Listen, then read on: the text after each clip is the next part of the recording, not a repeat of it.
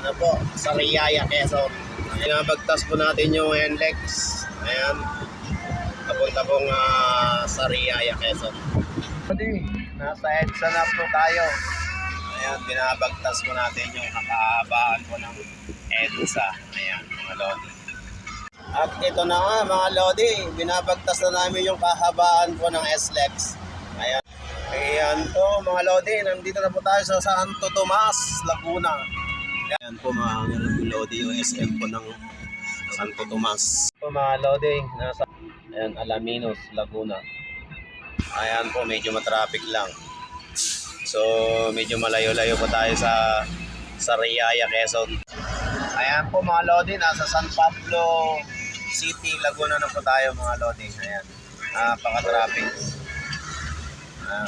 Nasa tapat po tayo ng SM ng San Pablo City, Laguna. Ayan po.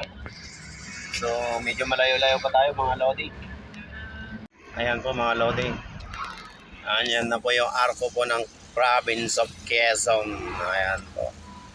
So, papasok na po tayo sa premises po ng Quezon Province. Ayan. Ayan po. So, medyo malapit-lapit na po tayo mga lodi.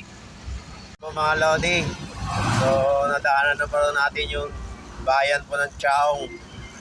Ito naman po yung bayan po ng Candelaria, Quezon. Ayan po mga lodi. Sa wakas, nakarating din tayo sa Riyaya. Ayan.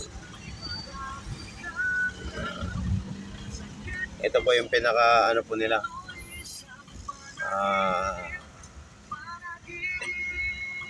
Pamilihan po. Ayan. Talipapa. Ewan ko po kung dito po yung palengke. Ayan o.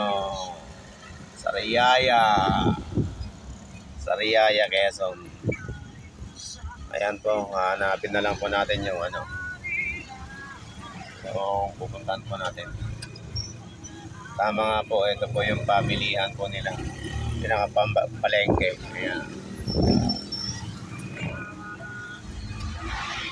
Diyan po yung palengke mga lodi. Yung looban po nyo na yun.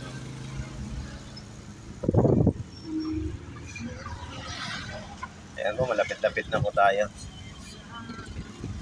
Sa wakas, nakarating din sa Riyaya. Ayan po, thank you mga lodi. Bye-bye.